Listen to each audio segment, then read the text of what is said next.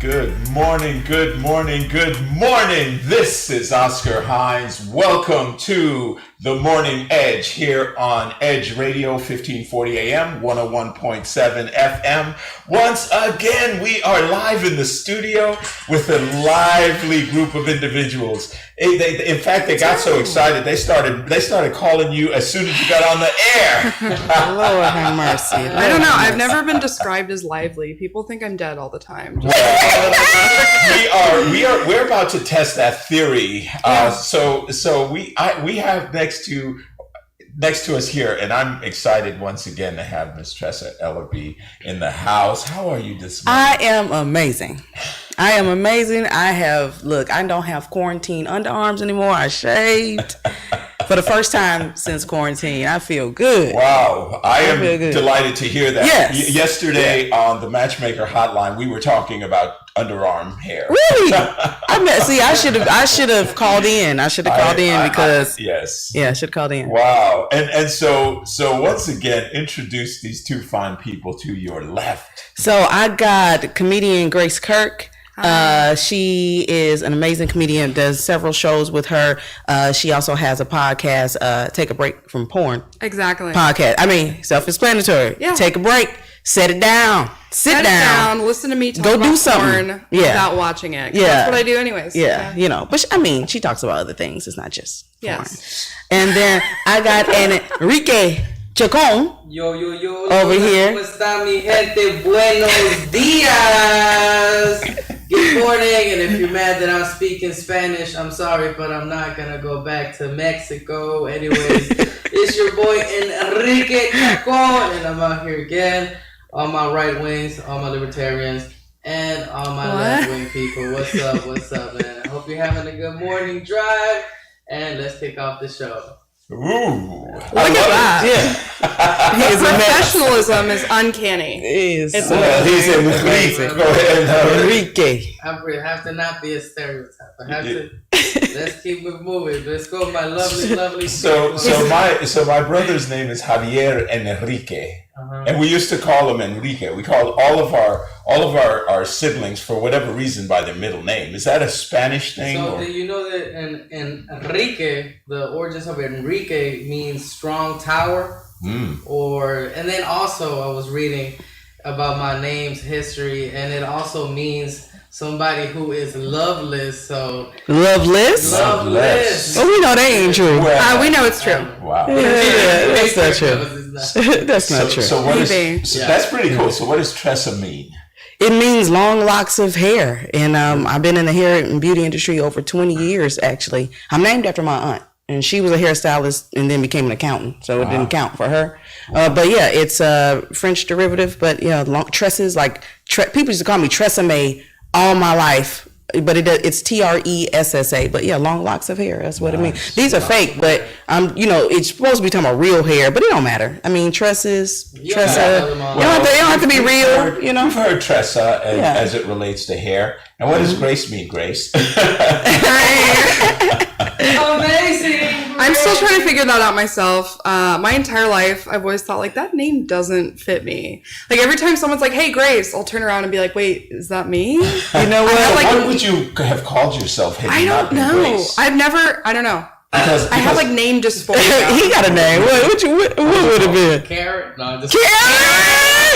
It would be Karen. She's not a Karen. Grace ain't a Karen. That's hilarious. No, to be a Karen, you have to care about anything, and that's where the name comes from. That is the Latin origin of the name Karen. Well, it's funny because when we were talking the other day, we were talking about Ruth and Ruthless. So Ruth, of course, was in the Bible, the biblical Ruth that was so kind. So Oscar, when I was young, I was we were talking about this, Grace, just before we got on the air, was ridiculed. Like, I came here when it was Oscar the Grouch just premiered. I was just about to say. And so you had Oscar the Grouch, Oscar Mayer Wiener, and I was like, I got your wiener right here. I had to come up with some clever responses. How old were you when you said that? This was 100 years old. Yeah, this was 100 years ago, back when. This was in the Stone Age. I am not kidding. I truly came here when there was Oscar the Grouch, when we were just watching Sesame Street. It premiered on the time I went to kindergarten. Every kid in the world. It was the biggest thing because no one they hadn't done it before since Howdy Doody or something. Right. So I looked up Oscar when I was in college finally. Okay. Because I stopped using that name. What did you call yourself? I used my middle name, Edward. I was Edward, which means guardian of the king. Okay, yes, like, Twilight. We see you. So then I looked up Oscar. Right. And Oscar meant the conqueror. And I was like okay. So you're like, yeah, I want that. Yeah. Especially in college, you're like, I'm gonna conquer these hoes. I don't like my goats tied to a tree. I like to hunt. Wow. So tied to a tree. You were 6. It was not Oscar Wiener. It was more like a Vienna sausage. I was thinking kielbasa, but damn. So man. Well, hey, we're always talking about how big a fish we caught. Yeah, that's true. That's true. So Grace, we did this yesterday, and this is sort of going to be a little bit of curiosity initiate thing for you new comics that are coming onto this. We measured our fishes platform. Well, sort of, kind of. What precipitated your downward descent into becoming a comic? I mean, God, where do I begin? I feel like it all started when I had to go to rehab when I was 19. Wow, do tell. Not even for any cool drugs either, you know. Oh, what is it? What was it like? Not cool. Like you was this like some? Please don't tell me it was like some glue. Glue. Oh, it was. No, it wasn't. You doing white stuff, Grace? Yeah, no, it wasn't glue. Like I did a lot of whippets. What is whippets? You know when you go to the dentist and they put you on that gas that makes you fall asleep and it was like that. Wow. See, I don't even. How do you even get that? So, oh god. Oh, are we telling them how to get it? I'm sorry. I've never heard this, and if somebody's kids are doing this, I'm gonna whip it. Yeah, right. So let's find out what the hell we're talking about. I have no idea what you're talking about. So you can go to smoke shops, and they sell these little cartridges of them, and you get these canisters that whipped cream comes out of, but you don't put any cream in there, and you do it, and it gets you blackout super high for 30 seconds. Wow. And I would do so many of them a day, I was brain dead. Wow. And I lived in Austin, and I had to go. Well, I was doing, How much is this? So money? Yeah. I can't remember, $20. So what is the deleterious effects of this? What does that mean? How's it gonna mess you up? Oh, it messed me up really bad. It made me really sick. Yeah. You gonna learn stuff on here. Yeah, affected my body. I guess it adds plaque to your spine. Your spine. Yeah, oh my god. Oh no, this is the whole reason why I had to move back to Houston. I used to live in Austin when I did all this. Go figure. Lord. In Austin, doing drugs. Weird. Wow. We would not have thought. So when you say we got to finish this rabbit hole. Yeah. What happens? You're calcifying around the spine. Right. Are you affecting any of your neurological processes? So I got a spinal cord injury because of it. Oh. And I couldn't walk because from the waist down, I was paralyzed for a little bit. Damn. So I had to go to the hospital, but it's so rare that they didn't even know what it was. So they basically were like, oh, we can basically just treat the symptoms. So then, I had to go to physical therapy. But did you know that it was coming from what you were doing? Or you didn't tell them that? You didn't tell them that? Well, they obviously figured it out. Okay. I was really sick, having drug withdrawals and stuff. Okay. And so obviously I stopped doing drugs and went to physical therapy. I had to take all these supplements B12 and all this stuff. And after about 6 months, it got better. But I was in physical therapy for a long time. I had to learn how to walk again. Wow. Did you ever do that again? No. Oh my god. Well, but you obviously decided to laugh about it afterwards because that's what precipitated your becoming a comedian. Yeah, I feel like the best thing to do is laugh about it because sometimes I still go through days where I feel awful about it, what I did to my family, the medical bills, putting them through the trauma of seeing their daughter like that. But, it's been It's been almost 4 years since then. So wow, you got to get over it. I mean, well, that's still like remember and know why you got in that place in the first. Yeah, and to take responsibility for that. Absolutely, sure. that's. So Enrique, you mentioned this yesterday about coming from tragedy sometimes. Yeah, this is a big tragedy. Why are you laughing like that? Not in the way, because it's so tough to get over addiction. I know relatives that didn't survive that fight. My father, he was very addicted to cocaine and alcohol. And unfortunately, he passed when I was 8 because he couldn't get over his addiction. And at least Grace Kirk, I know that she has the willpower to go to rehab. And well, it wasn't my choice to go to rehab. I did enjoy it.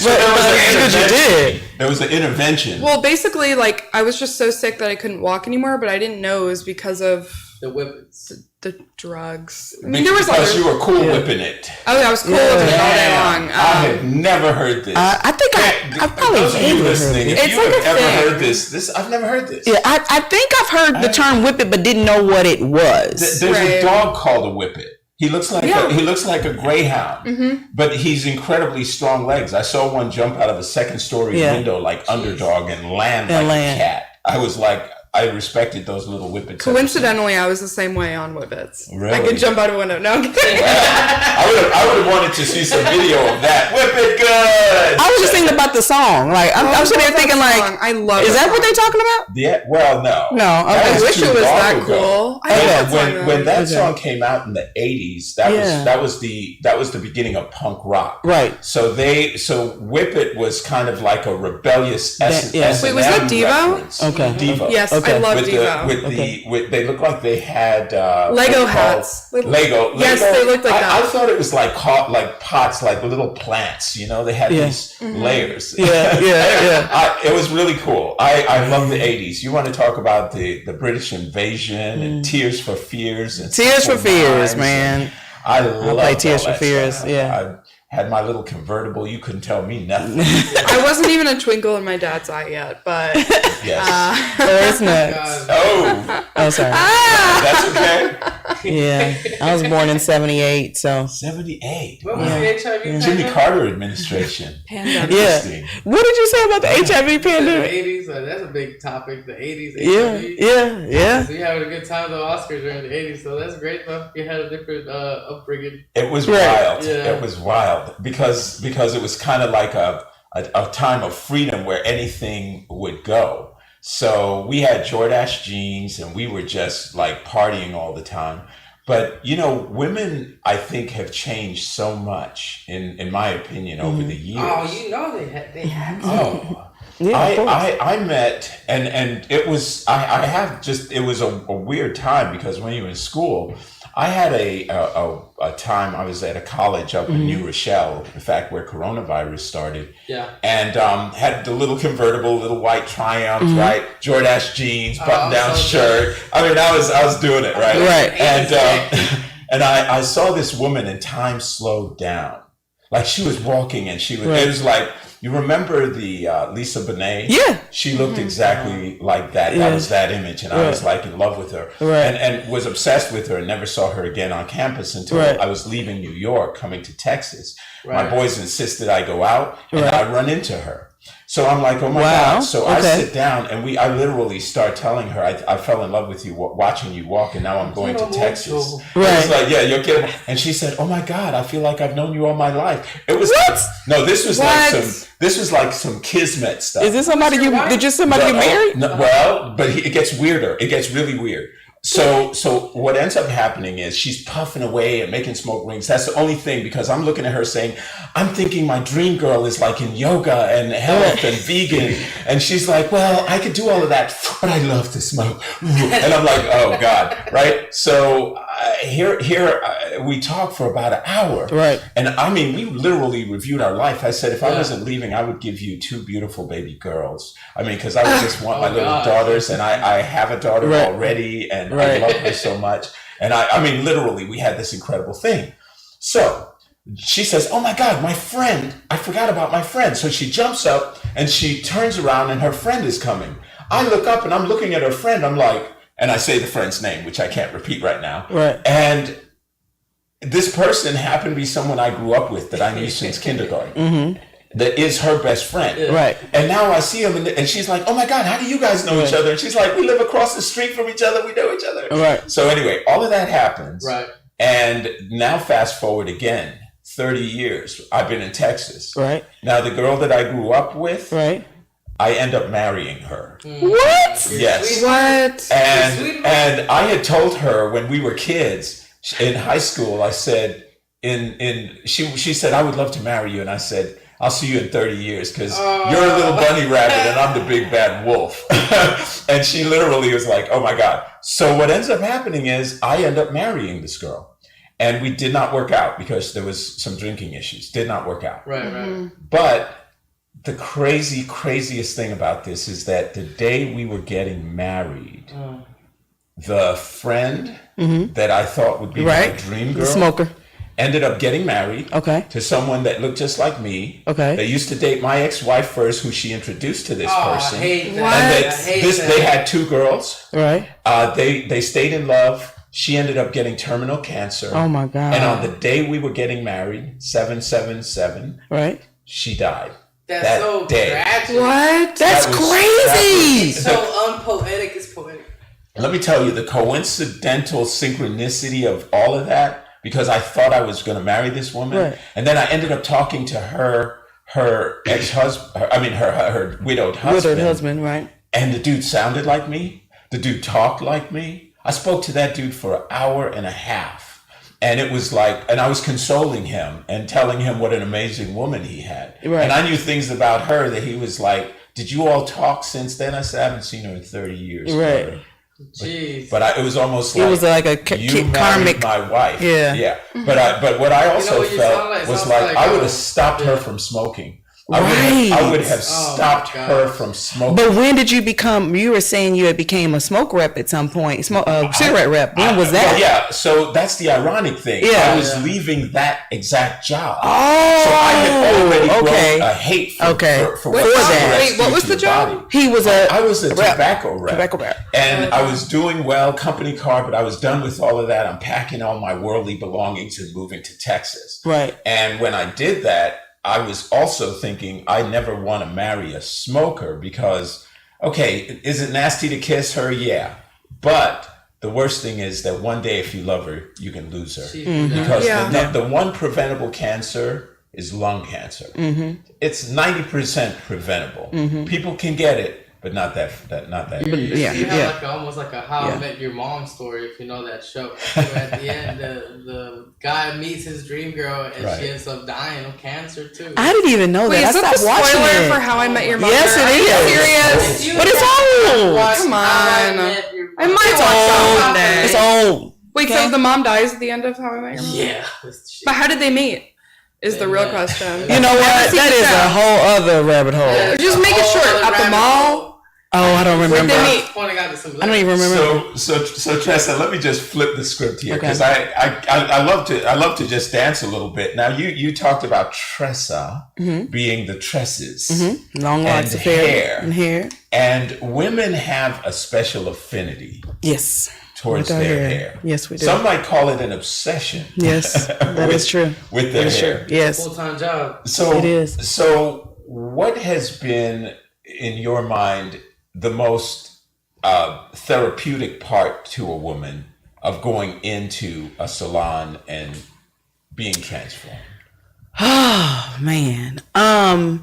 Really, like being in the hair and beauty industry over 20 years, I've had the opportunity to see a woman cry from the sight of herself, you know, and her confidence being raised because maybe she had complete hair loss or she just didn't know what to do with her hair, and there's an important interview or her wedding, and just that's why I'm staying in it. Like that's the main reason, is the feeling of that. And that's why I'm a comic. It's the feeling that you're giving the people, the stress relief and making them happy. And that's why I've been in the hair and beauty industry and became a hairstylist all that long time ago, because of the result afterward. Now, I do still think that all of that still is a little bit of a self-centered thing, because I'm also making myself feel good about that. But that's amazing. I mean, just to the point of finishing it and turning a woman around, because we don't put you usually to the mirror the whole entire time, but you turning them around to the mirror and that reveal at the end, and just for in some cases they don't even think that that's them, in the mirror, you know what I mean? That. Or like when my grandmother, we finally, had her start wearing her wig and started, her hair used to come down to her butt, but she would braid it up and wrap it up around her head and then put her wig on. Right. And so, we finally got her out of her wig and, gave her a little short bob, and she just, had a little tear, like it's her. Like she don't have to wear her wig all the time. Nothing wrong with wigs. Wigs are great. Okay. It's a security blanket. It's a security blanket for a lot of women, and it, one of the things I've been privileged to do is work with women for better than in the hair business, for 15, 16 years. And a lot of what you're saying, it's very empowering to kind of connect with them. But I love to feel those segues, and you just said something about how you make people feel happy, how you fulfill them and fill them up in a way. And I know you guys as comics, that's a part of it, right? Yes. What is that highlight to you? Okay, so if you are doing a show, and I met this person just because she normally comes by and does comedy. Not that she doesn't do comedy, right? But she was a victim of sexual assault, and she was at a time in a dark place, mentally depressed. And I would do comedy open mics, right? Eventually, I was like doing shows, and like she would be there. And one day I met her and I talked to her. I didn't know all that at the moment, right? I was like, hey, you always come out here. You must be a big fan of comedy. And she was just like, I love comedy. It's keeping me sane. This is where I go in order to escape at night, in order to escape that dark place. And I was like, man, like, I know that I'm making these people laugh, and I know that I'm making them feel good. But once you get like that firsthand experience and you really meet somebody that really does appreciate the fact that laughter is present and existing, it just hits a different way. Wow. What about you, Grace? That's awesome. Yeah. Well, a little different for me.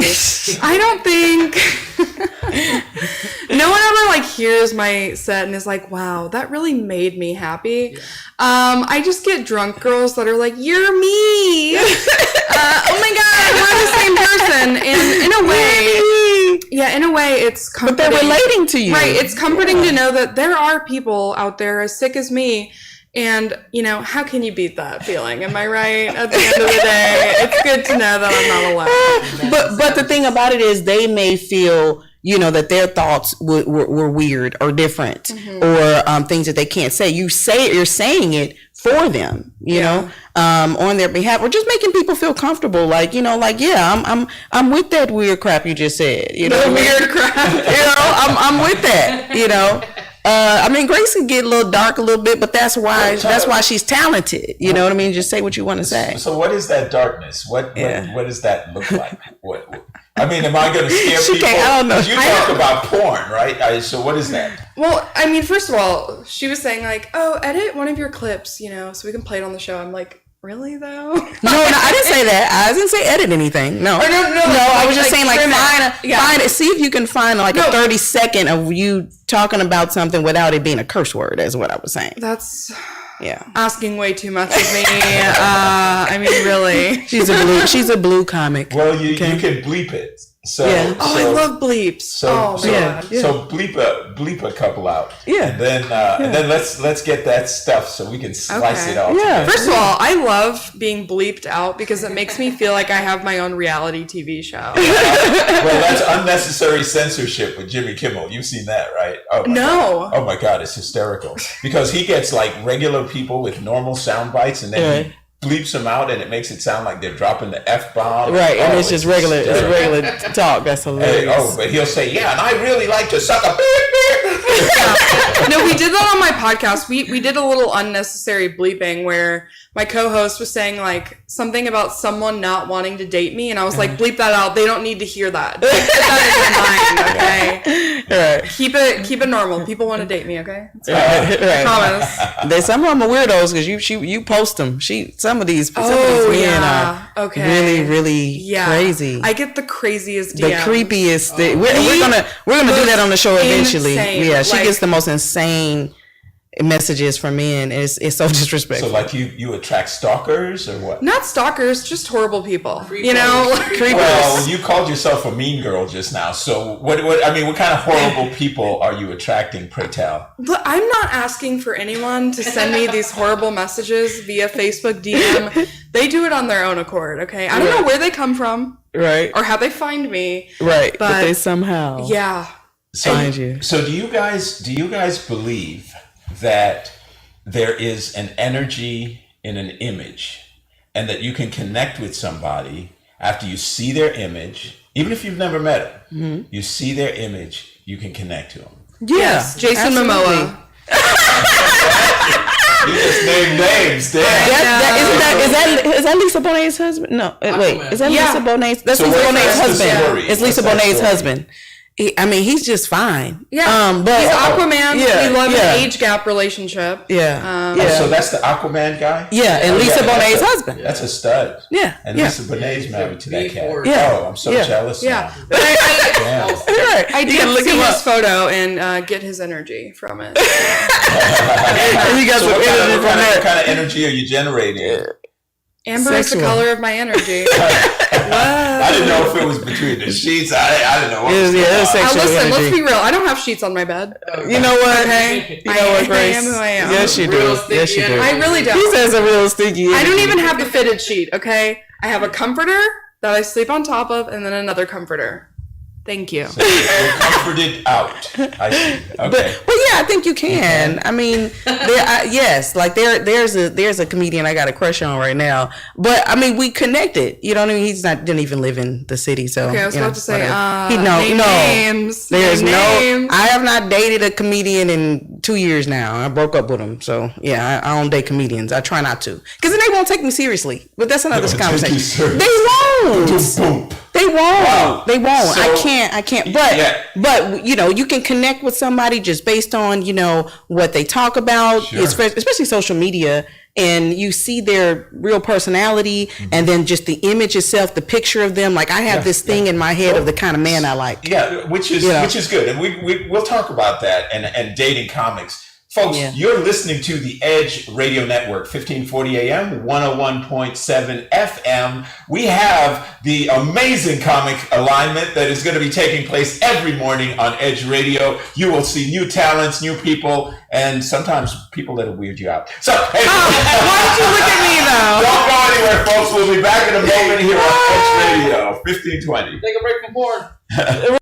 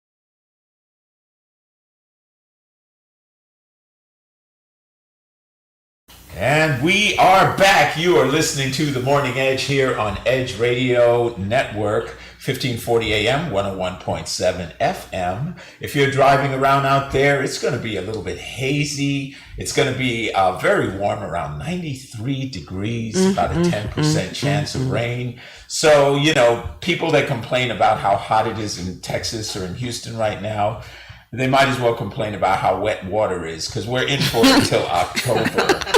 So folks, but drive carefully if you're out there. Just before the break, guys, we were talking about compatibility. And you said that you would not ever date a comic. Not ever. Not ever, ever, ever. Not ever. Not ever, ever. I dated a comic for 3 years, but I mean, well, he ain't really a comic because I don't even think he's working right now. But he's not a professional comedian. But he was trying to be. Okay, but the thing about it is, me wearing a producer hat in booking comics. If I start just sleeping with different comics and it doesn't work out, I'm just gonna be looked at as a hoe. Let's just keep it real. Yeah. I mean, and so basically, we already know about the number. You know, basically, if you whatever number you give a man of as far as how many men you slept with. If it's just one, if it's more than one, they just look at us like we might be hoes. Wow. But I'm just saying, it's just if they know that I've slept with this person, that person, I just can't be taken seriously. Yeah. So I'm not saying I wouldn't date them. It would just have to be worth it, and I can't do one night stands with comics. I just can't. Well, I would hope. I can't. You don't want to. I don't want to do that anyway. See, actually, that's like my favorite thing to do. One night stands with comics. You know what? Girl, you don't want the relationship because trust me, most comedians are not right in the head, but well, the men. The women are perfect. We're perfect. You're bad and disgusting. So they're all a little crazy. They're all a little crazy. So the one night stands are cool for you. That's, yeah. It's the more than that's not good. So that's why going out on the road is great. You meet one. There you go. You have a place to stay that night. But let me tell you this. Someone, and I obviously I say his name? Who a famous comedian told me that a lot of men don't want to take women on tour with them and to do comedy because of potential sexual harassment cases, things like that. Because that's the thing. If I go on tour with you or I go out of town on the show, that doesn't mean I'm gonna sleep with you. Mm-hmm. It has nothing to do with it, and it shouldn't invite you to hit on me because we're both comics. Like you could just say and do anything. Like that's just crazy. So I know what you mean, and if you sleep with people you're seen as hosts, right? But you gotta protect that. Obviously, we shouldn't slut shame, especially nowadays in 2020. You shouldn't slut shame. Easier said than done. Slut shame? Yeah. I'm not slut shaming. No. I'm not saying that. I'm saying that polygamy is a thing, right? Polyamory. Not polygamy. Polyamory. English is my second language. I don't know if that's anything to do. We just go still tell polyamory. He's talking about polyamory, right? People. So most men want polygamy, though. The opposite right? Spectrum. If you're a male comic, you can be seen as the creep, like the creepo. Yeah, that's true. Not to name any names. So male comics that just send the worst messages, nastiest messages, and then you're outed. They put you publicly. Everybody knows you're shamed.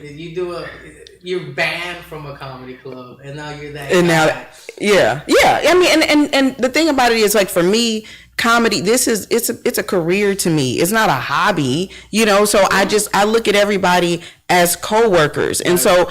And I mean, don't get me wrong. We can be a little bit more lax with each other, but just like I don't expect somebody at work or at a previous job or my business to tell me that my titty's big, just because first of all, I know that. Same. Thank you. You know what I mean? I see them every day. You don't have to tell me. I'm aware. No but you know what I mean? But I'm just saying, that's just crazy. Just because we're comics, you're gonna just say crazy stuff like that? No, you gotta respect me. And so I'm just very picky. I do not think anything is wrong with polyamory. I want all those people to be together and leave people who want monogamy, leave us alone.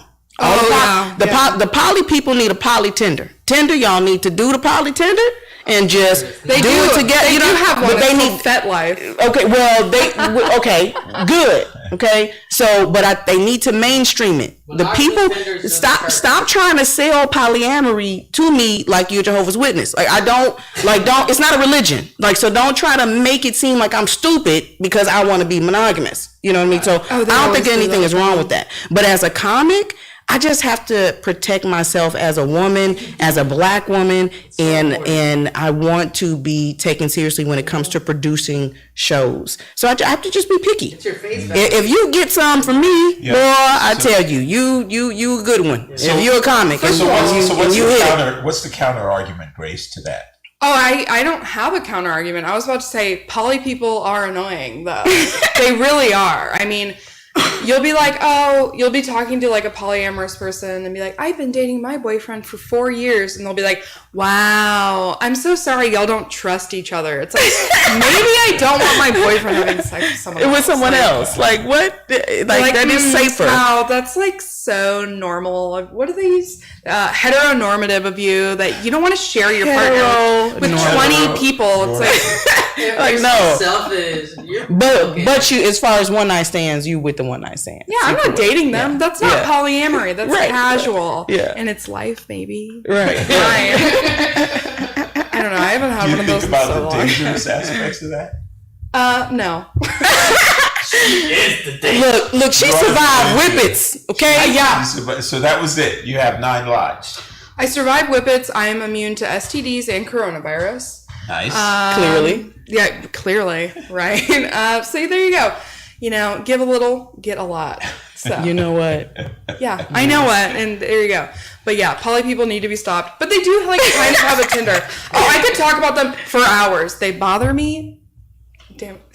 Well, okay. Well, so it's okay. I didn't mean to get you so emotionally distressed. No. So Enrique, what's the take? So men have a different spin on this. Okay, so this is just a basic spin of what Trust is saying. If you're a guy and you sleep with multiple women, it's like, yeah, man, I'm a player. Right. Yeah, you respect me. If I go through it, I'm the man. Right. It's like that machismo thing, right?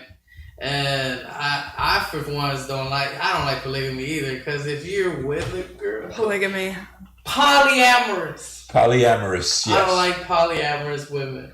Because if you with her and then you kiss her, like, who have you been sucking on? I mean, is it in my mouth now? Like, disgusted.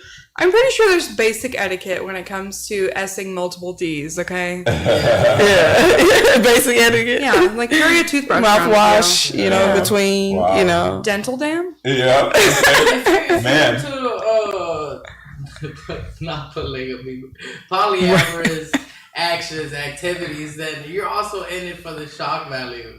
If you're walking Sometimes they are. If you're walking down the street and you're holding your girlfriend, and then the girlfriend is holding the boyfriend, you give her a kiss on the cheek, and then he also gives her a kiss on the cheek. Like, what kind of? I feel like we're actually living out one of his fantasies. Because that was like he has all of this. The hotel, and then the boyfriend goes to the bathroom. It's like that was really well. That was really specific. Yeah, and he had some emotion behind it. I was feeling that for a moment. He's either speaking out of fantasy. Kiss. He's either speaking out of fantasy or trauma. Right now. And I would love to find out which one after the break. Wow. Well, so I have always believed, and it's a hardcore expression, but I always said you never piss in the well you drink out of. Oh, that's a good saying. And I just learned early, back in my early corporate life, some people are going to accuse me of sexual harassment.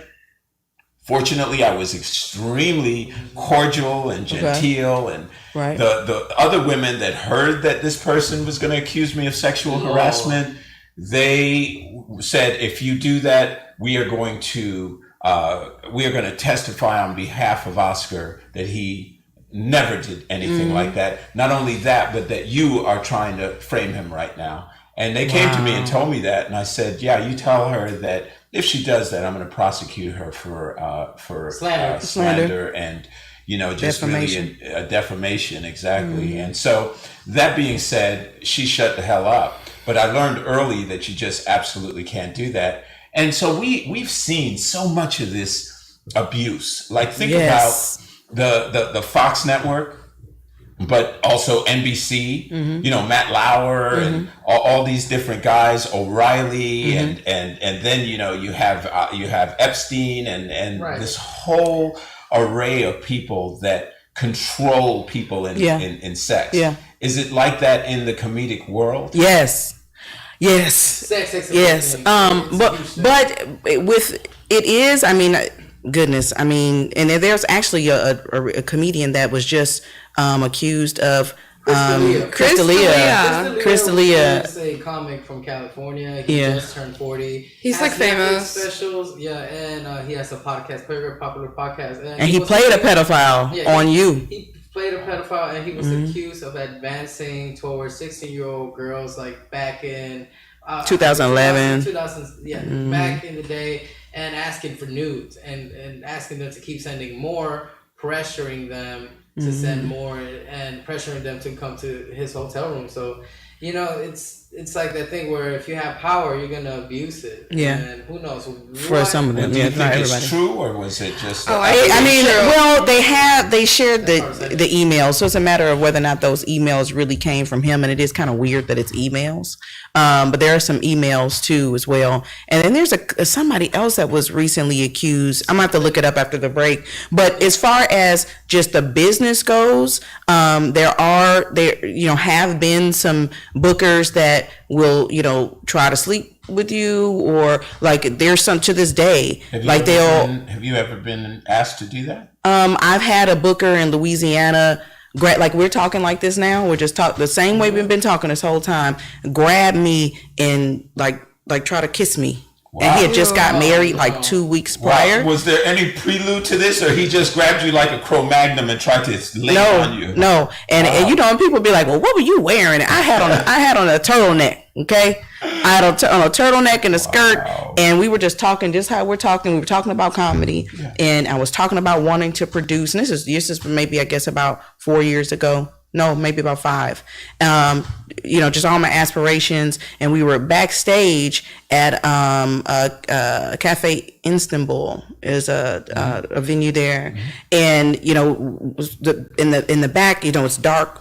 Right before you get to the green room, I guess it's another section. And we're just talking just like this. I've never flirted with him or anything. But when he booked me, I was referred by somebody, and he was making comments, well, definitely, send me your pictures and headshots, and I'm going to have these women, you're so beautiful. And I get that sometimes. Like bookers will book me based on that, or ask me if I'm single. Yeah. And don't get me wrong. Sometimes we are booked because we're attractive. Yeah. We are, and they're taking that chance, and they assume that, okay, well, Tressa's in all these shows, so she must be funny. They're not even going to ask for a clip or anything because they know, what I mean. So I won't say that we don't have benefits from it. Right. Sometimes we do, but they'll book us and ask, are you single? What does that have? What is your budget? How much stage time do you need me to do? Because all of that, am I single, has nothing to do with it. Yeah. But well, it's a message to you that they're going to be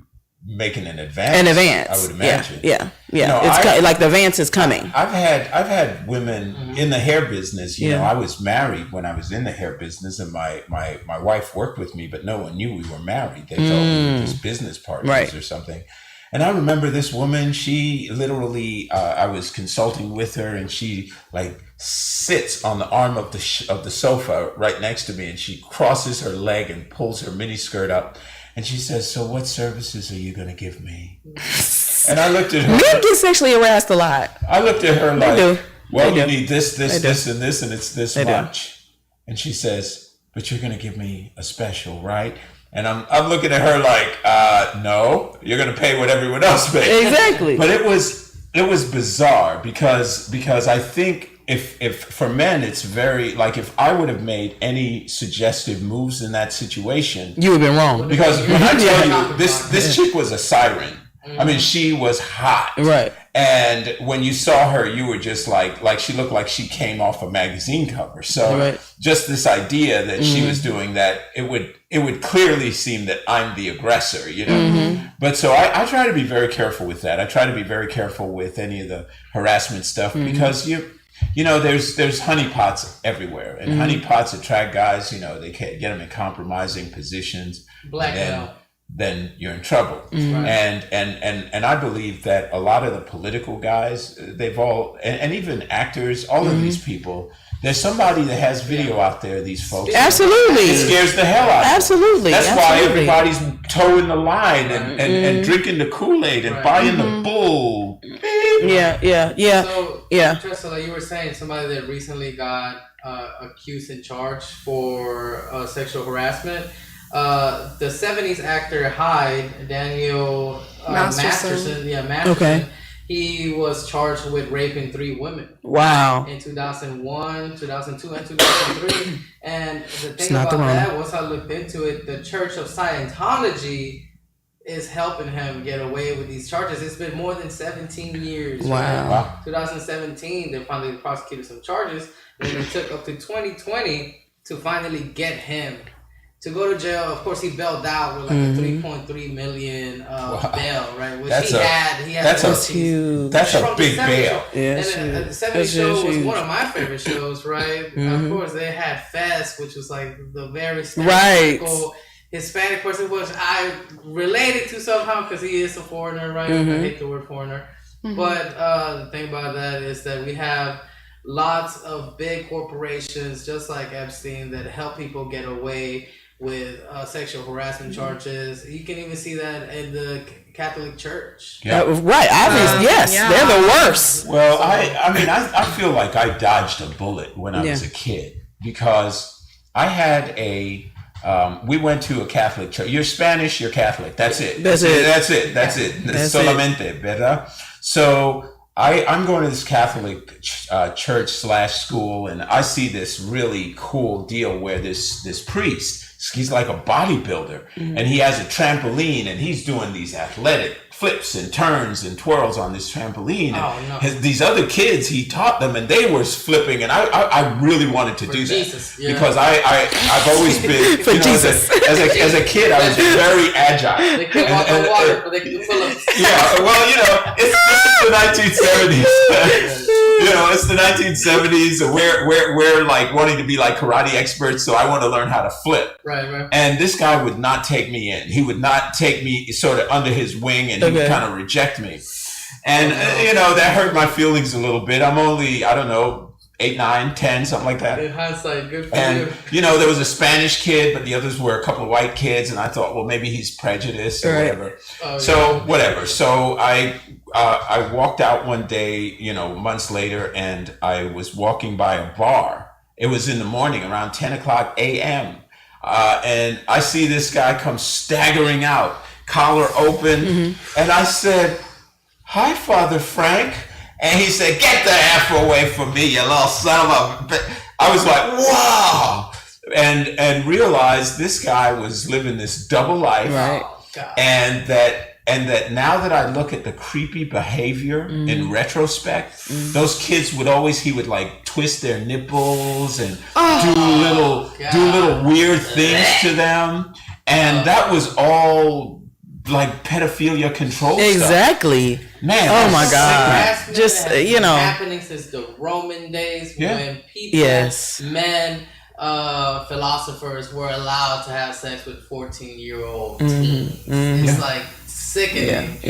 That's been going on for so long. And there's still, cultures that, or still to this day where they get married pretty young. In this country, people were marrying 14-year-olds and 15-years-olds in the 1800s. But that's back in the day when your life expectancy was 30.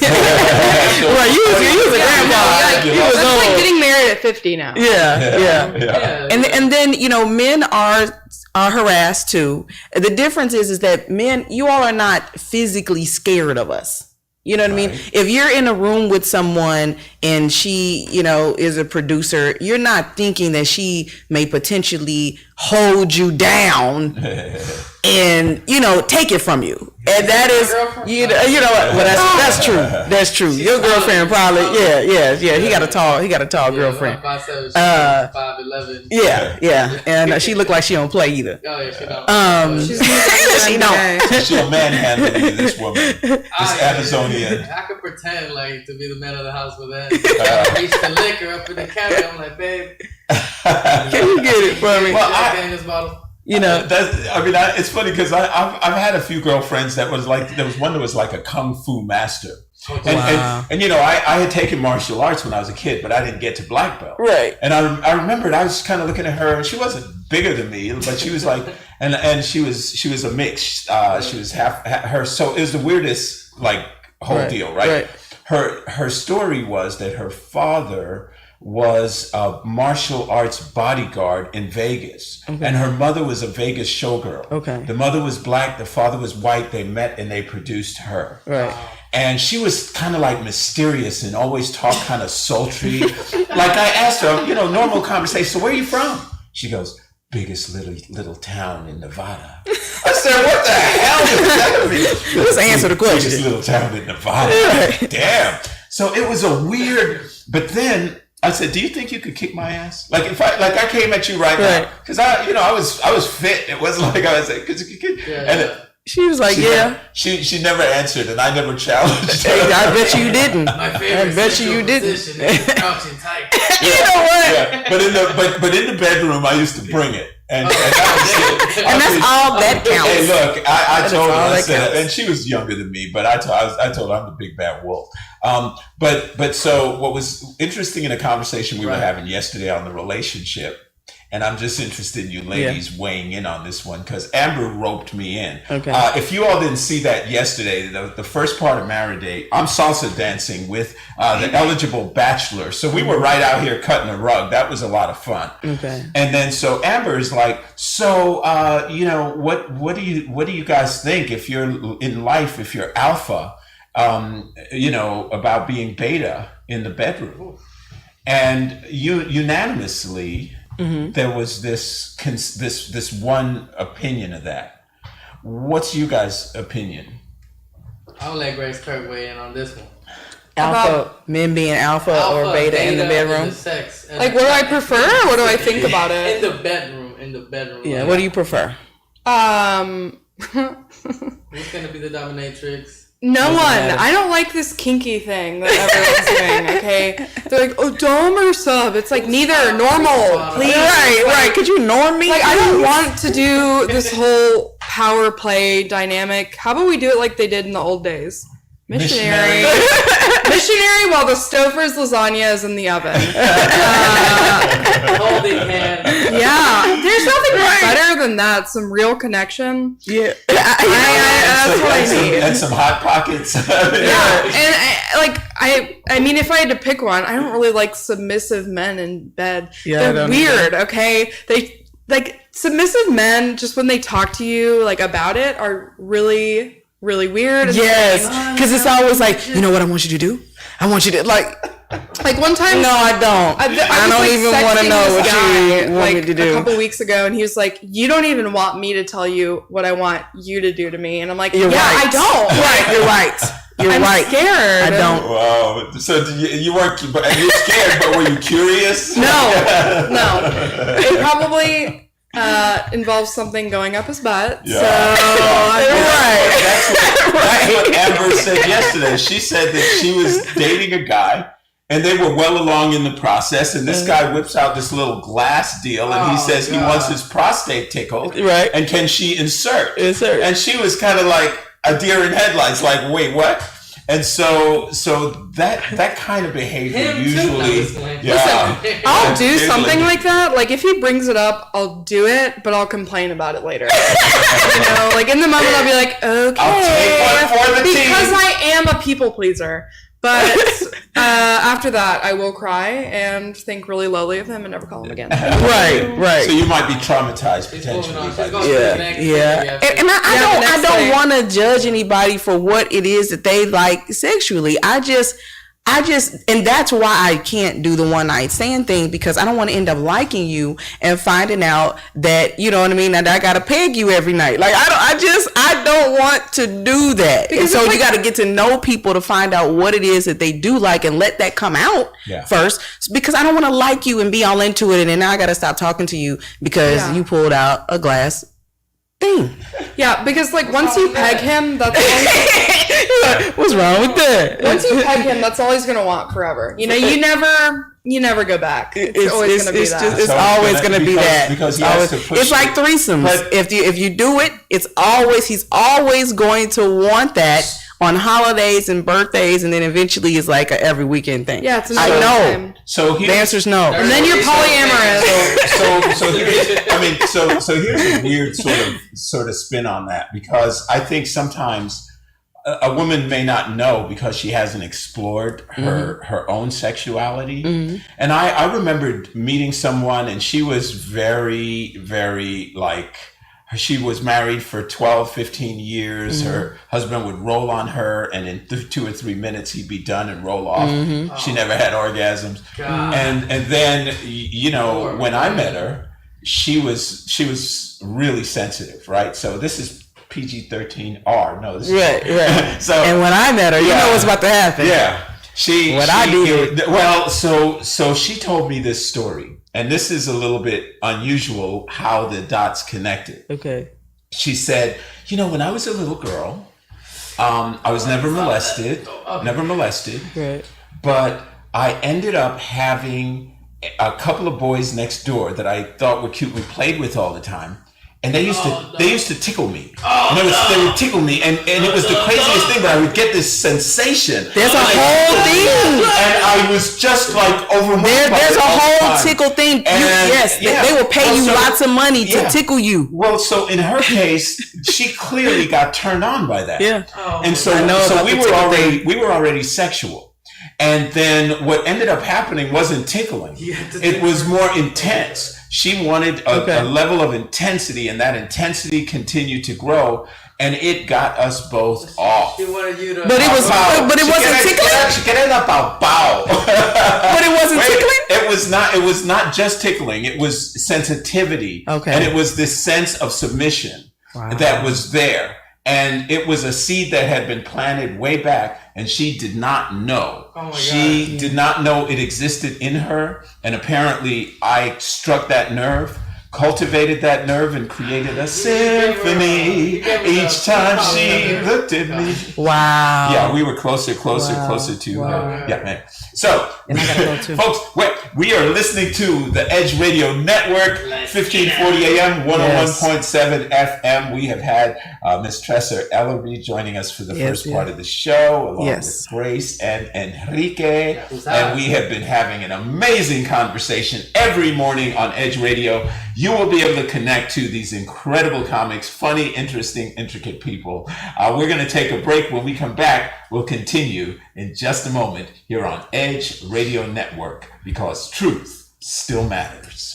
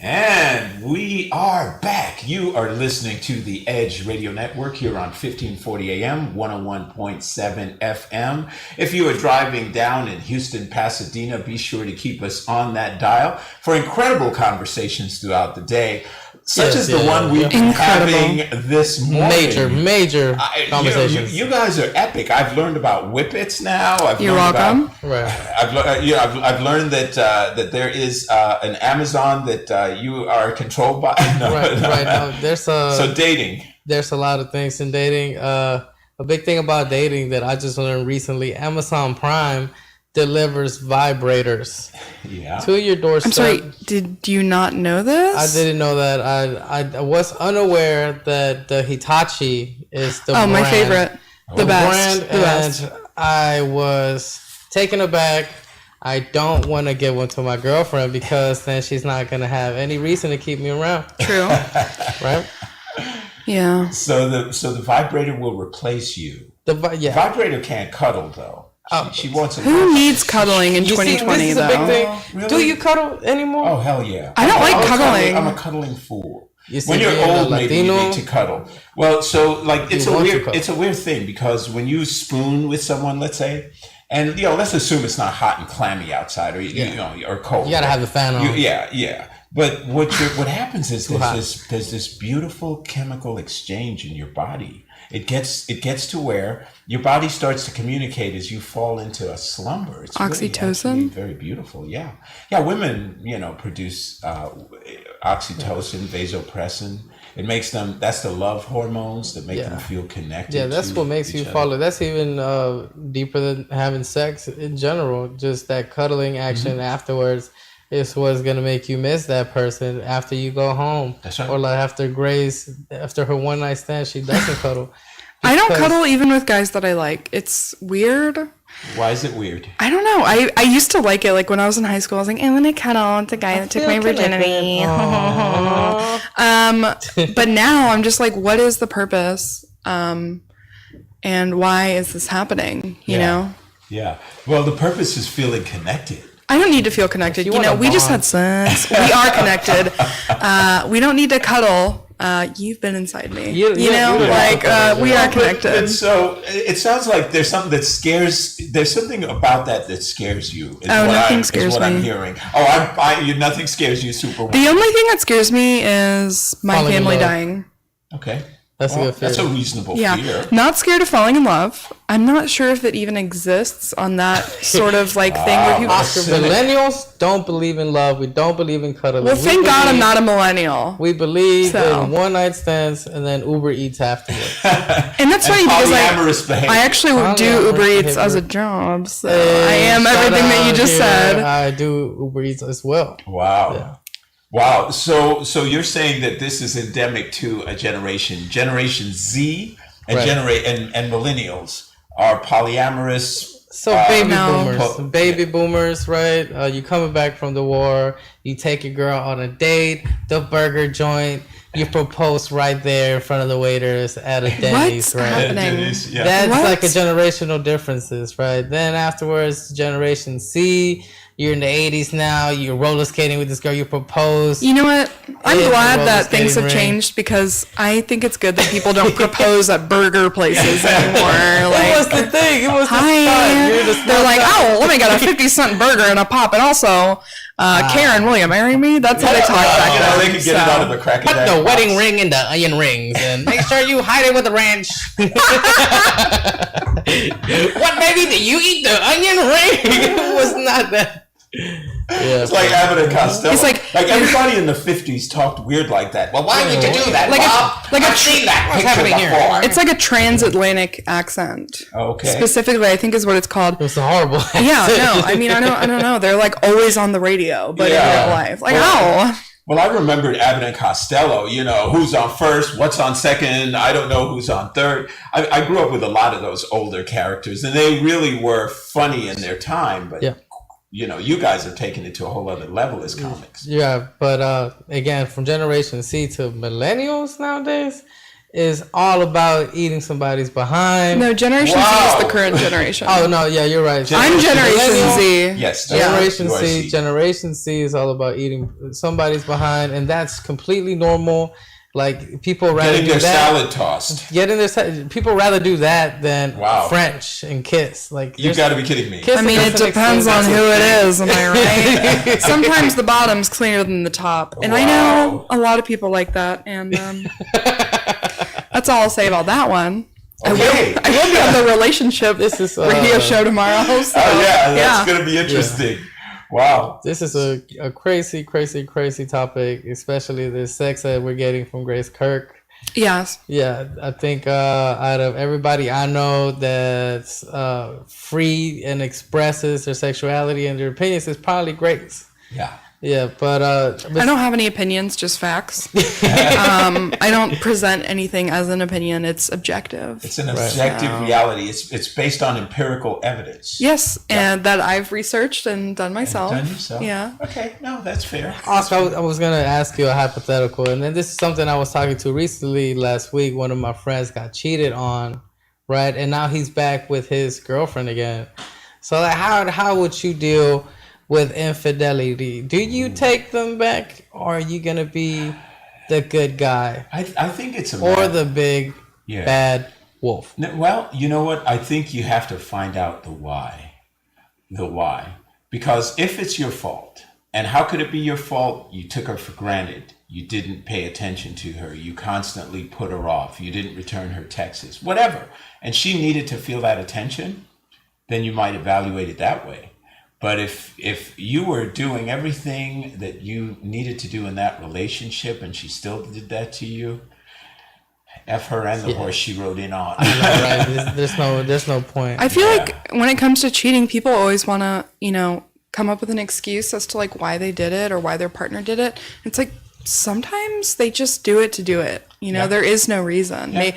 Maybe the underlying thing is they're not happy, but sometimes people just like a little drama in their life. Well, so look, you see all this gray stuff all over me. After a while, you like figure some stuff out. Mm-hmm. And one of the simplest, broadest base things that you can think about going forward, and it applies almost to everything, is why do people do what they do is a big question all of us always have, right? It comes down to wanting to have some self-validation. That's really what it is. If you're buying a fancy car, if you're trying to date a certain person, if you're a comic on the air, if you're on radio, if whatever it is, it's a search for some form of self-validation. You're validating who you are, what you are. You know what's crazy? That's why I woke up at 7 a.m. this morning to be here. Self-validation. Now turn those cameras off. I swear to God. Lights. It's not good. You look fabulous. So it's all good. Red lipstick's really working out. No, I got here and Tressa was like, "You're not going to put on lipstick?" And I was like, "No, you're on." Cool, natural. This is where we are. This is like what's happening. It's called quarantine natural. You let everything grow out. You don't. Actually, I'm not even natural. I'm wearing fake eyelashes. So if you think this is bad, you're in for a real treat. Okay? This is not natural. Yeah. But thank you. Yeah, I actually like my girlfriend with less makeup. Yeah, I think it's which is cool. So this guy that got cheated on ended up with her. Did you feel like it was something that he should not have done? Oh my gosh! So. All right, let me just tell you, me being a Latino, this is the taco guy that I know. So the taco guy, I've known him from all of my nephew's birthday parties, right? His name is Cazador, which means hunter in English, right? So this guy, his wife actually was at the balcony, and he was looking down at him and was like, "I don't want you anymore." And then the new guy walked up behind her and kind of like grabbed her and took her back inside. Like, wow, she had a robe on, so they were just going downtown, right? Yeah. And he's so obsessed with her. He's still. We love a literal novella in real life. Wow. Telenovela. Amazing. And my big brother the guy is basically a schlep.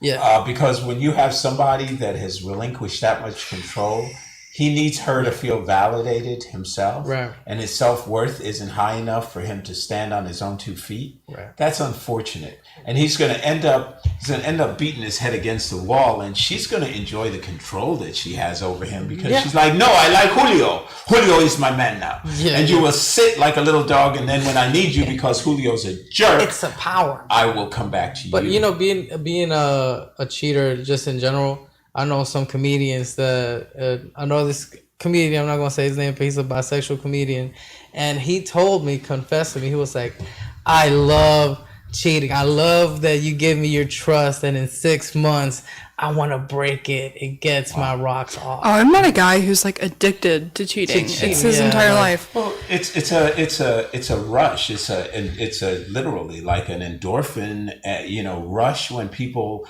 have that drama. They need it because they grew up with it more than likely. You ever heard that I don't want to say it's a fact, but that comics never have happy ending relationships? I've never. You're out at a Say club. it's a fact. It's a fact. You're at a club every day, right? If you go up downstage, doesn't matter how attractive you are or unattractive, if you kill and if you murder a crowd of 60, 70 people, somebody wants to sleep with you. True. Somebody. And then it'll be the most random people. Like, this old white lady wants to sleep with me now?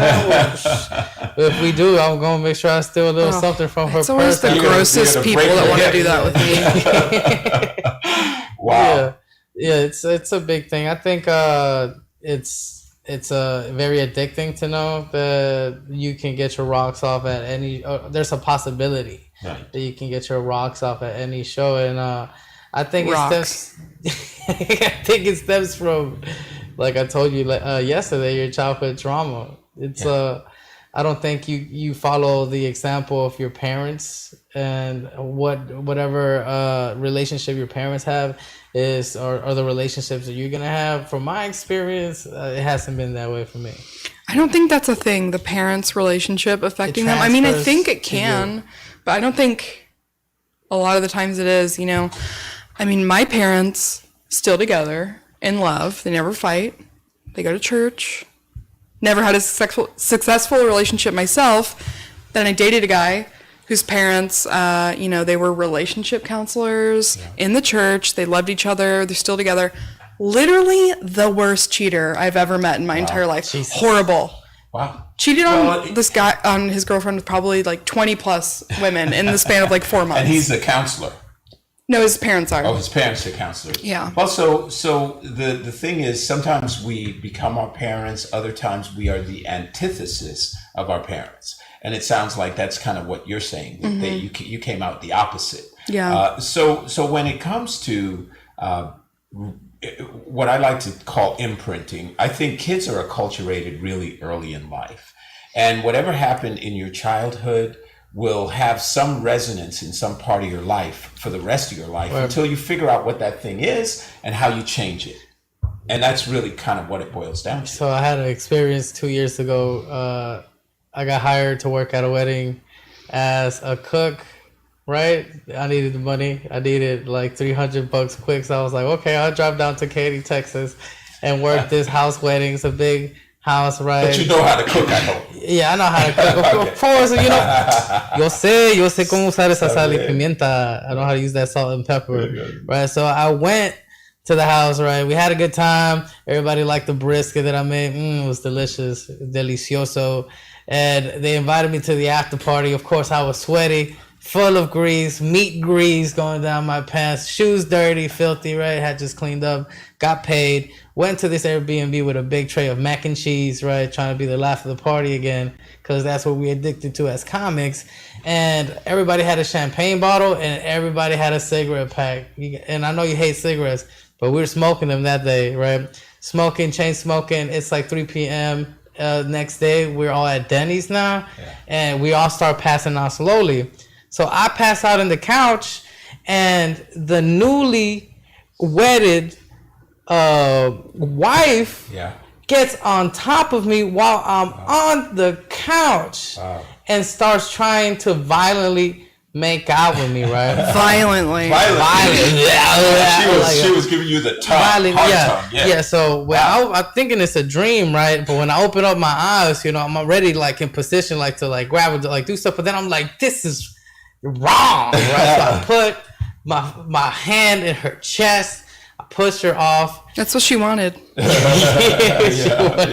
like, grab this one. Yeah. So she then what? Pushed me off, and then she said that I think we have a connection or whatnot. Wow. But she has a baby.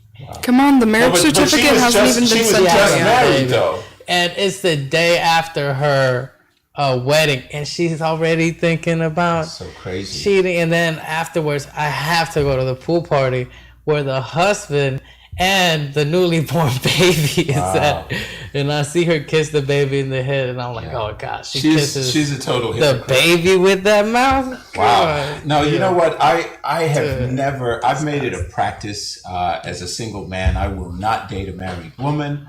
I absolutely respect that. If you made a lifelong commitment to someone, then that's what you should do. You know, I saw someone at the gym, and I salsa dance on the elliptical machine in my headphones. I'm about pow, pow, pow, you know, I'm doing moves. This woman stops, she's staring at me, and she comes over, and I pull off my headset because she won't leave. And she's like, I want you to teach me how to dance like that. And I was like, okay. I said, well, I'll talk to you when I finish my workout. So I want the workout right here. So she's doing the Stairmaster. I'm doing this deal. And then when I get off, I come over to her, you know, and I said, so where are you from? And she said, El Salvador. Oh, no. Don't bring in my people. Don't tell me. She looked like she was actually, I thought when I saw her that she was Tagalog, Filipino. So because you know she had a look like a Filipino. Yeah. So you know, and I don't see all Asian people or all Spanish people. I noticed those There's nuances. The thing where Filipinos get confused as Mexicans or El Salvadorans because you know they blended with the Spaniards. Yeah, I actually got confused as Filipino one time at a bowling alley. I could see that. Yeah. Oh, you owe me a soda. Oh wait. So here's the thing. When she said this to me, she goes, when can we go dance? And I said, let's do it Friday. You know, go to Metropolis. And the guys around me were like, damn, that dude is macking pretty cool. Like that's so smooth, right? And so I decided I want to know more about her. I'm not just going to take her out, right? So I call her up. Don't get an answer. She texts me back. And something's wrong with this. Yeah. So then I call her. She said, I'll call you back. I'll call you at 6 o'clock. Like, you know, she had to call at this time. I'm like, okay, red flag. So then we start talking, and I said, so what's your deal? Are you married? Are you dating? Are you engaged? What's going on with you? And I just stopped. And she goes, you know, I'm getting divorced. I said, really, when? She said, tomorrow. I said, you said tomorrow, so you're still married? She goes, well, and how many kids do you have? She has 4 kids, and one is 2 years old. I'm like, no. She's trying to have a 5th one. I want a weekend in Cabo, not at Chuck E. Cheese. So I was done with her. But she was still married, and the husband, more than likely, was still living in that house. So I have a challenge with that because at our age, at my age, that's you know what it is in El Salvadoran families and why there is lack of marriages and broken marriages. It's the machismo. Yeah. The machismo. Your wife is home. You come home. You immediately bust out some El Salvadoran whiskey, right? Made from roots or whatever. You bust out the 6-pack. You're drinking. Hey, baby, I want you to make me some dinner. Why isn't dinner happening, baby? You gotta... Is this another fantasy of yours? It sounds like a misogynistic... You're like, why haven't you fed the parents? The parents are too loud, baby. Take the parents outside. Because everybody else... This is his fantasy because him and his girlfriend don't live like that. That's a bird. I can't control my girlfriend. She does whatever she wants. So this machismo gets so... It's like being a dictator at your house. You listen to what I say, you know, you stay quiet, right? And because women grow up thinking, I'm Christian, I gotta be submissive, the crutch for the man to make sure that he succeeds, right? Like these women get press, and eventually whenever they turned 36, 37, 40, they have 4 kids, they stop caring. Yeah. And they want to go out and find themselves an Oscar from Costa Rica. Oh, and Oscar will show them a whole other world. Well, no, the thing about it, and you're exactly right, it's kind of unfortunate, but it sounds, and in the Spanish community, I definitely see the machismo. Right. And, I was telling them yesterday about the salsa floor. It's like peacocks, it's like roosters. Yeah, you come out there like a gladiator. You're ready to like pop and click and move, and, it's energy. Yeah. Sorry, Grace. I didn't that was like very sexual. Yeah, no, that was damn sexual. That's what I'm telling you. Move. Hey, look, like bachata, right? So the bachata is like 1, 2, 3, 2, 2, 3. That's very You're moving, and you start moving into somebody. And then you add some other stuff. Foreplay. That is some foreplay for your mind. Yeah, I've had some moments like that. Some bachata. You ever dated Hispanic people? Yeah. Right. Well, I was in Costa Rica for like a while. Oh, that's true. So you would have connected with what's called a bachantero. Mm-hmm. Bachantero. Bachata dancing machine. Oh, I love it. Well, that's good. I fully fell in love when I was in Costa Rica with an older man. I thought love was not possible for you, Grace. I thought you were the whimsical spirit that went from flower to flower. Well, I would say maybe the closest thing to a fiery spirit. Yeah. The closest thing what? To it that I'll ever. So what did it feel like? Because we got a few minutes, then we got to wrap this up. No comment. What did it feel like? We don't need to waste time on that. We don't need to waste time. Because I still believe, like, I still see this beauty in you, and some young man that's going to come and sweep you off your feet, and you're going to just absolutely feel like he completes you. So what did that feel like? What was that love like? Just like, it felt like new and exciting. Like, you know how I told you I like to sleep in really late? Like, I would get up early in the morning just because I would be like, oh my God, like, this is exciting and like a thing. And I get to like see him. He's married now. I was going to say that's beautiful. I love that. So there was this sense of anticipation and hopefulness. It's like excited for the day because there's all these new like possibilities. Yes. Yes. See, that is love. You captured it. If you capture it once, you can capture it. Okay, there's 2 people that I've ever felt like that before. That guy, he's married now, and one who is still in my life and going to be here in 2 weeks. Oh, and you're excited about that. Yeah, I'm very excited. Yeah. He doesn't live here though. Yeah. Well, you never know. Long distance relationships have never worked out for me. I think you might have met him. He's a comic. Well, yeah. What's his name? Can you bleep this out, producer? Yeah, let's bleep out the name. Yeah. Well, you didn't say anything, so that's okay. So you guys say that comics romance ends in tragedy. That's what happens. It's yeah.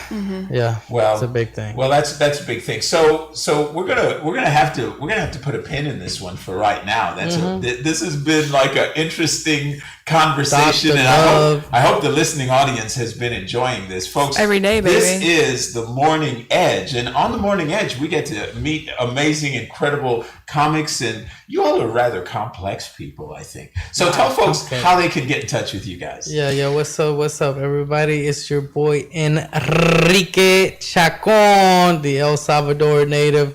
Houston has adopted me, so I'm out here hosting an open mic at The Secret Group, and that is by Polk Street. Just Google The Secret Group, and it's exactly that. And every Thursdays, I'm going to be there. And come say hi. Sign up online if you want to do some time.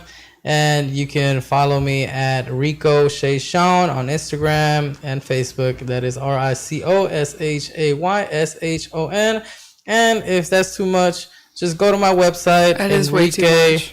Enrique Chacon Comedy.com. You can find my podcast and all my social media there. Enrique Chacon Comedy. Comedy, yeah. Awesome. How about you, Grace? Well, I'm going to be at the Secret Group tonight at 8 p.m. performing at Drafts and Laughs. That is a beer-themed show. It's $12. You get 2 beers and a pint glass, and you get to see me in a dress. And hello. I can't say my Instagram on air because it is exploitive. There's cuss words. Explicit. It is an explicit. And there is the F word in my username. Well, lead us not into that dark. Yes, so but how do they find you? And then they can go to your. It's Jerry Seinfeld, but with the F word in the middle. Jerry F. Seinfeld. Effing. That's my Instagram. My podcast, Take a Break from Porn, is tabfp.com. Awesome. Find me on Facebook, Grace Kirk. Take a break from porn. Okay, folks, you have been listening to The Morning Edge. I love it. We are a wrap today. Folks, I hope you've enjoyed this program. Every day, we are going to have new comics coming in, learning about all sorts of crazy, interesting stuff like we did today. Yep. So I want you to join us again tomorrow. We'll be back here at 8:30 a.m. Be sure that you connect with the Edge Radio Network, 1540 a.m., 101.7 FM. In just a little while, we will have When Opinions Collide coming up with Jonathan Fiella. So stay right there. We'll be back in just a moment. Vaya con Dios.